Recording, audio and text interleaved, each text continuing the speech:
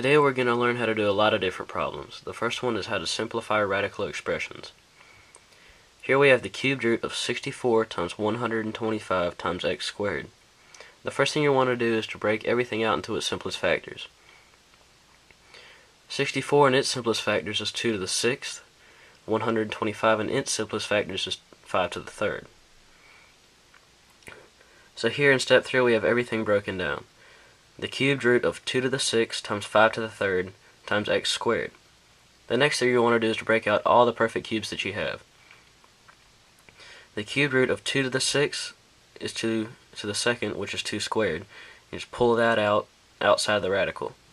The cubed root of 5 to the 3rd is just 5, and there is no cubed root of x squared, so we just leave that inside the radical. And now we have two whole numbers outside of the radical, which is 4 and 5. How we got 4 is just 2 squared. So you multiply 4 and 5, which is 20, and then you still have the cubed root of x squared, and that's how you do that. So the final answer is 20 times the cubed root of x squared. And where a lot of people go wrong is they don't pay attention to the index. I mean, sometimes they just assume that it's a 2, and it's really just a 3. So you have to pull out the cubes, not the squares. Alright, the next thing we're going to do is how to multiply radical expressions. So here we have 2 times the square root of 3 and 4 times the square root of 5. You see, originally that sounds like a lot of work, but there's a way you can break it down.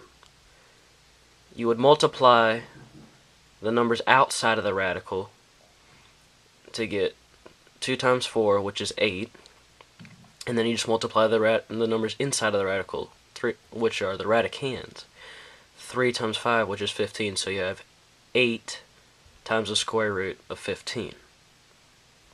And that's how you do that problem. The next problem is adding radicals. So we have 3 times the square root of 3 plus 4 times the square root of 5 plus 4 times the square root of 3. So just like any algebraic problem, you want to add all the like terms, or combine the like terms, rather. So 3 times the square root of 3 and 4 times the square root of 3 have something very important in common. They have the same numbers inside the radicals, so you're able to add them. 3 times the square root of 3 and 4 times the square root of 3, when you add them, you get 7 times the square root of 3.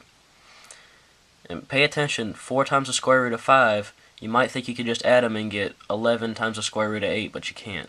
If the number inside of the radical is different than the number you're trying to add it with, you can't add them. So the final answer is 7 times the square root of 3 plus 4 times the square root of 5.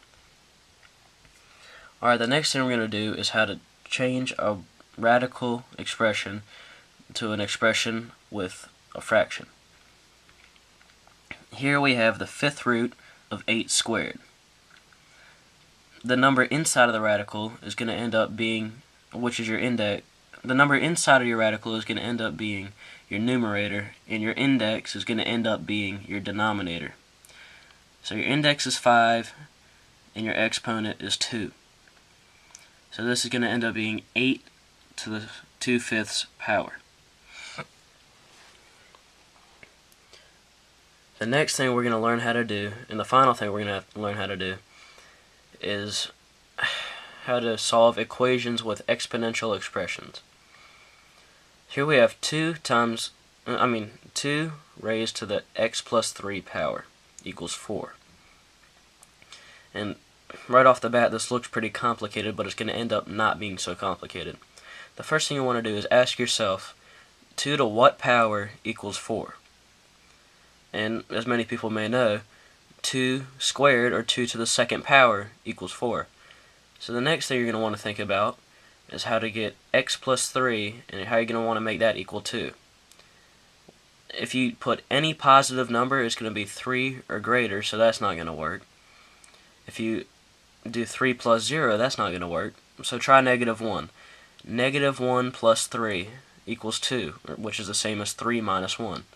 So if you have 2 to the negative 1 plus 3 power, that's the same as 2 squared, and 2 squared equals 4. So your answer is going to be x equals negative 1. Thank you, and please have a good day.